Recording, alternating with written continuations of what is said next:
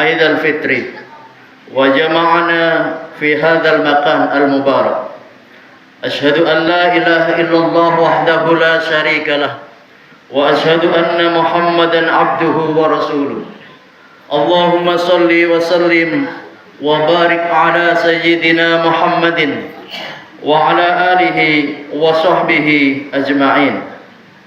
فيا عباد الله، أوصيكم وإياي بتقوى الله وطاعته لعلكم ترحمون.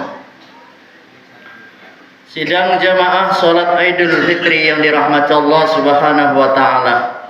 Marilah kita bersama tingkatkan kualitas iman dan takwa kita kepada Allah dengan senantiasa menjalankan perintah Allah dan menjauhi larangan Allah.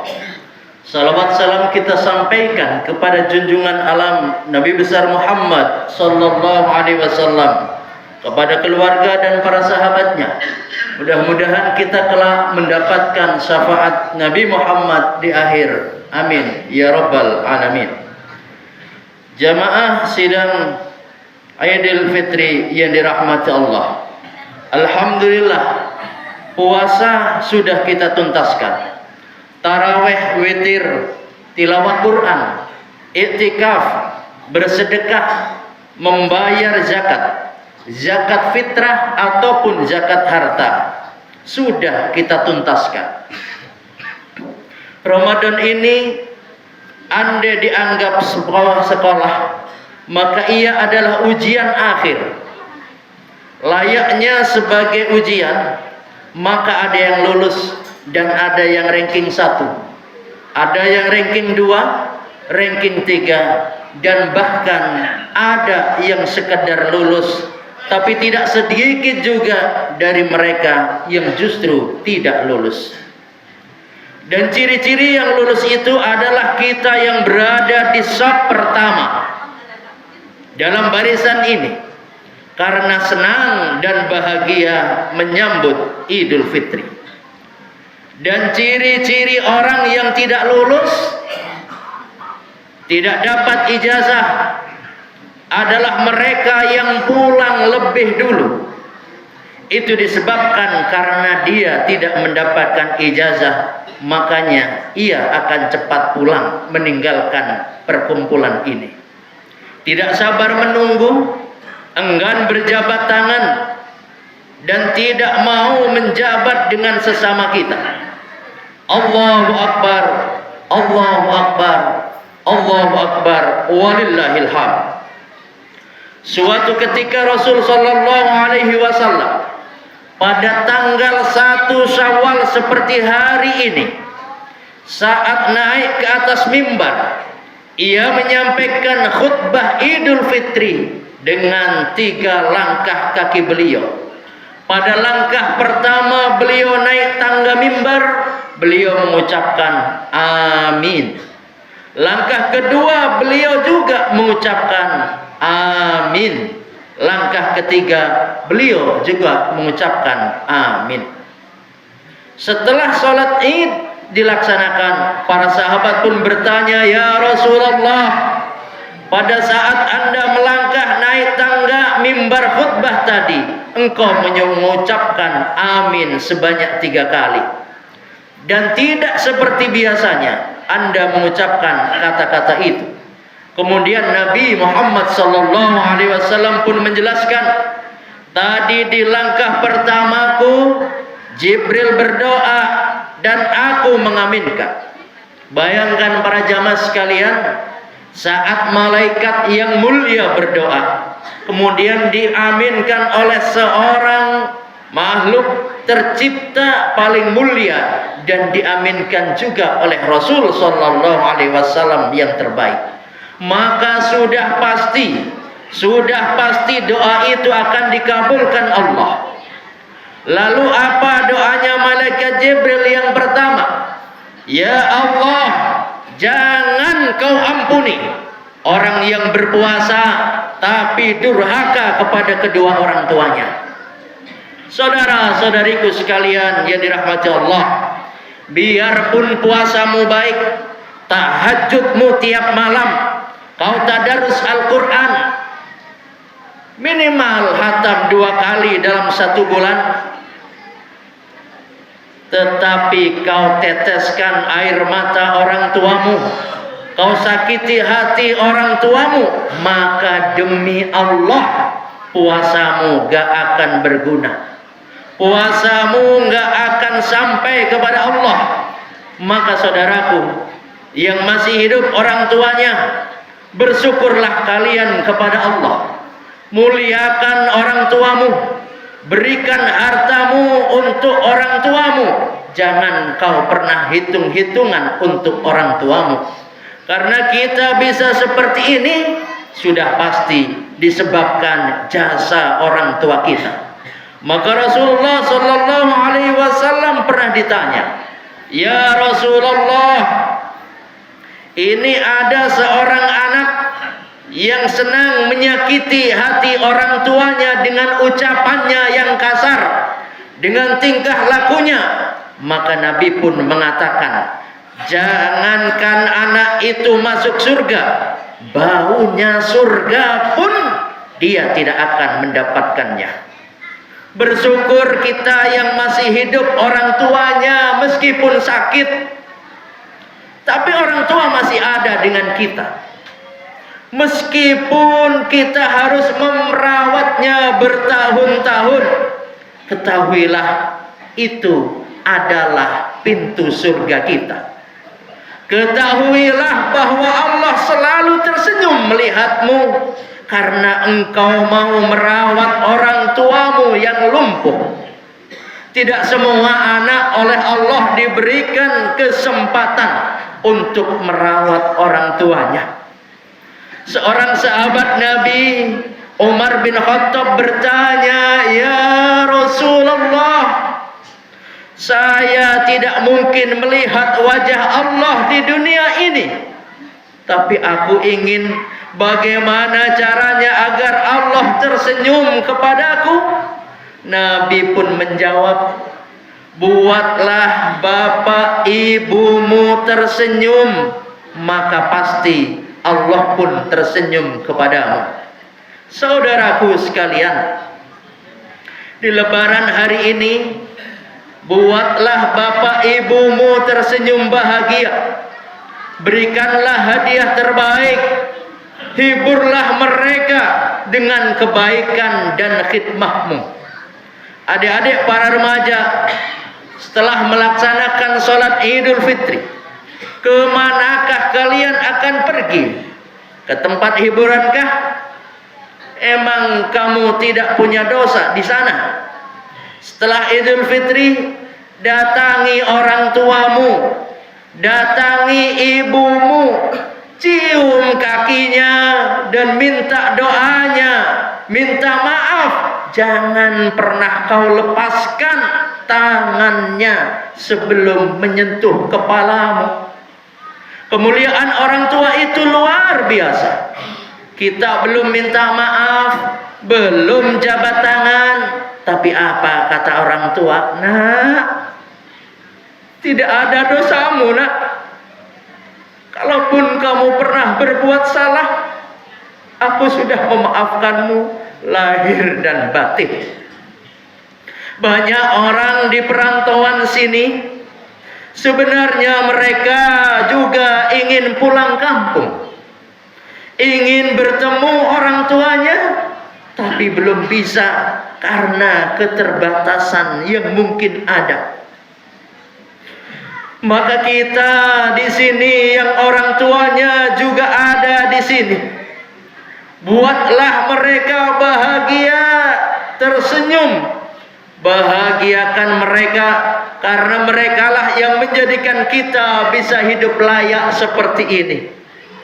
Sebagaimana firman Allah Subhanahu wa taala, apabila orang tuamu sudah lanjut usia dalam pemeliharaanmu dan ada di rumahmu, maka janganlah kau berkata, janganlah kau bentak dia, jangan kau hardik dia, jangan kau kecewakan dia, dan jangan kau biarkan air mata menetes darinya. Jika kau mau bersedekah membantu fakir miskin, boleh kamu menyuruh orang lain. Tapi untuk sedekahmu kepada orang tua, orang yang melahirkanmu, orang yang mengasuhmu, jangan pernah kau suruh orang lain. Kau harus yang mendatanginya langsung. Tanganmu dan tangan orang tuamu harus bersentuhan langsung. Begitulah ayat Al-Quran ini ditafsirkan oleh para ulama. Allahu Akbar, Allahu Akbar, Allahu Akbar, walillahil hamd. Bagaimana dengan orang tua kita yang sudah wafat? Saat dahulu orang tua masih hidup, sebagian kita banyak kasar berkata kepadanya. Sebagian kita belum bisa berbakti kepadanya, tapi ternyata Allah sudah panggil ke alam kubur. Saat itu, saat hidupnya sering membangkang, melawan kepada orang tuanya, ya Allah. Dan sekarang sudah bertaubat. Maka apabila orang tua sudah meninggal, sudah wafat, dan sekarang ada di alam kubur, maka Islam mengajarkan agar kita melakukan satu, doakan orang tuamu. Doa untuk orang tua tidak harus bersama kiai, tidak harus bersama ustadz yang memimpin doa itu, tapi akan lebih baik jika langsung anaknya sendiri mendoakannya. Karena doa terbaik untuk orang tua adalah yang langsung keluar dari lisan anak kandungnya. Maka janganlah pernah menjadi seorang anak yang durhaka kepada orang tua. Seorang ulama, seorang kiai, seorang ustadz yang mendoakan orang tua belum tentu kenal baik dengan mereka. Maka silahkan berdoa untuk orang tua dengan bahasa yang dipahami dan yakin dikabulkan Allah Subhanahu wa taala.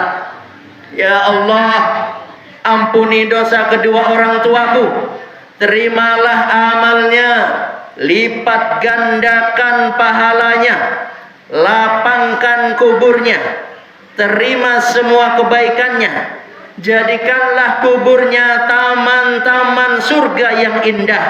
Dan semua itu bisa diwujudkan dengan doa-doa anak soleh dan solehah yang mendoakannya.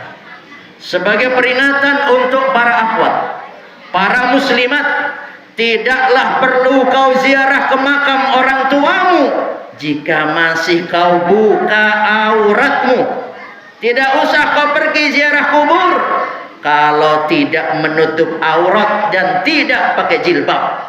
Jika kau memaksa diri ziarah kubur tanpa menutup aurat, maka orang tuamu itu disiksa di alam kubur, dan itu justru akan membuat sedih orang tuamu. Dan seolah-olah malaikat berkata kepada orang tuamu, "Hei, lihat itu anak perempuanmu datang ziarah ke kuburmu, tapi mempertontonkan auratnya. Untuk apa kalian bawa bunga, bawa air? Untuk apa kalian bawa pandan atau segala macamnya apabila kau datang tidak dengan doa dan kau tidak menutup auratmu?" Yang kedua, berbuat baik kepada kedua orang tua. Apabila sudah meninggal, sedekahin. Sedekahlah untuk mereka.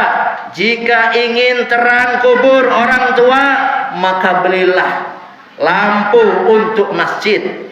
Jika kita ingin dingin alam kubur orang tua kita, maka belilah kipas angin atau AC untuk masjid. Siapa saja yang sudah ada uang di saku, di kantongnya saat ini, maka setelah ini silahkan bersedekah. Belikan kipas angin, belikan AC, atau apa saja untuk pahala orang tua kita khususnya. Yang ketiga, apabila orang tua sudah meninggal, cara berbaktinya adalah berbuat baik kepada orang yang sudah meninggal dengan mengunjungi para kerabatnya. Allahu Akbar, Allahu Akbar, Allahu Akbar, walillahil hamd. Yang kedua, doa malaikat yang Allah, ya Allah, jangan kau kabulkan doa orang yang berpuasa tapi tidak mau memaafkan sesama muslim. Dan Nabi mengatakan amin. Para jamaah, jangan pernah bermusuhan dengan tetangga, jangan pernah bermusuhan dengan sesama muslim. Bukalah pintu maaf untuk meminta maaf dan memaafkannya. Jangan pernah berharap keberkahan rezekimu jika masih ada permusuhan di dadamu. Jangan pernah berharap dikabul doa-doamu jika masih ada dendam di hatimu. Jangan pernah berharap Allah menerima amal tahajudmu, amal jamaahmu, amal sedekahmu, wirid dan zikirmu jika masih ada dendam di dalam kalbumu. Boleh berbeda pilihan, boleh berbeda pendapat, boleh berbeda seragam, boleh berbeda organisasi atau perkumpulan, boleh berbeda hobi atau keinginan, tapi jangan pernah bercerai-berai. Pegang teguh pesan ulama, bersatu dalam akidah, berjamaah dalam ibadah, toleransi dalam khilafiyah, dan bekerja sama dalam urusan dakwah. Orang yang memutuskan persaudaraan sekalipun puasanya lengkap, tilawahnya enggak ada putus, sedekahnya, zakatnya baik, 30 malam Ramadan diisi dengan tahajud, tapi dia bermusuhan dengan tetangganya gara-gara sampah, gara-gara anak-anak mereka, gara-gara binatang ternak, gara-gara yang lainnya. Kata Nabi, atadrunal muflis, tahukah kalian orang-orang yang bangkrut? Mereka adalah orang-orang jarusu wa qati'ur rahim, tetangga yang buruk dan juga orang yang memutuskan tali silaturahim. Para jamaah sekalian yang kemarin bermusuhan, berbeda pendapat, berprasangka buruk, ucapan menyakitkan atau apapun, hari ini hari kemenangan kita. Inilah kesempatan. Setelah ini kita jabat erat tangan-tangan mereka, bacakan sholawat, ucapkan doa terbaik agar diberikan kelapangan rezeki, panjang umur, keberkahan hidup, dan ketenangan hati sampai meninggal husnul khotimah, sampai ketemu kelak kita bersama di akhirat. Amin ya rabbal alamin.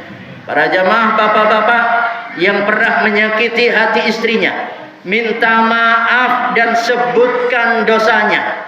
Begitu pula sebaliknya, ibu-ibu yang bersalah kepada suami, menyakiti hati suami, omongannya menyakitkan dan kasar, datanglah jabat dan cium tangan suamimu, minta maaf, sebutkan dosa-dosamu, dan minta agar suami meridhoi dan mendoakan.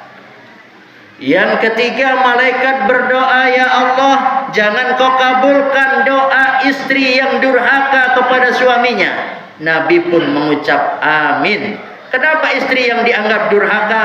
Kenapa bukan suami? Karena suami menanggung urusan istri, dunia dan akhiratnya.